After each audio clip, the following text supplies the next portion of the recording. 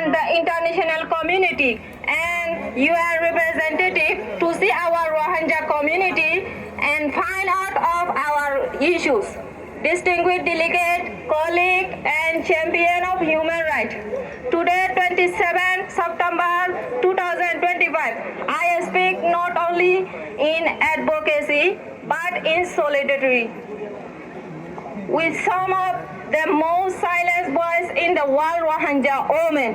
After Myanmar gained independence, the Rohingya people have been subjected to continuous oppression and persecution across generations.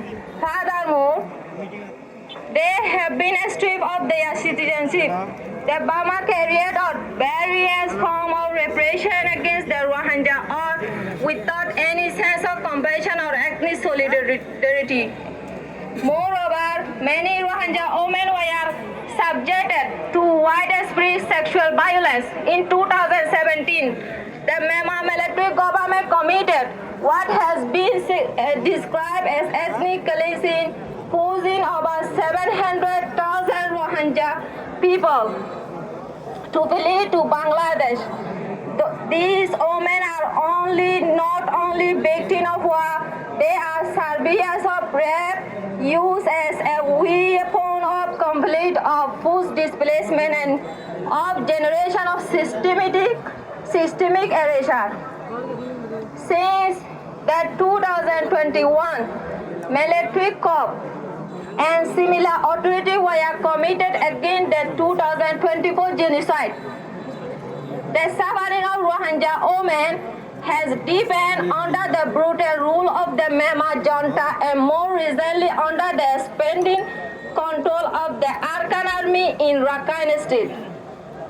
Therefore, the future of Rohingya women, one of peace, dignity and a stable livelihood, now depend heavily on the support and cooperation of the Bangladeshi government and the international community. We believe that with such support, we too can live dignified lives just like women in other countries around the world.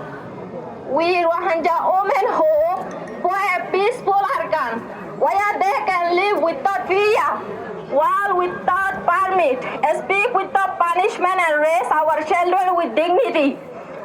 We envision a future where we are recognized as citizens of Myanmar, not refugees in our own homeland, where justice is not a distant dream but a lively reality. As members of the international community, we have a responsibility to demand an end to gender-based violence and impunity in both junta and army group control areas. Let us turn today's outreach into tomorrow's justice. Thank you. Assalamu alaikum.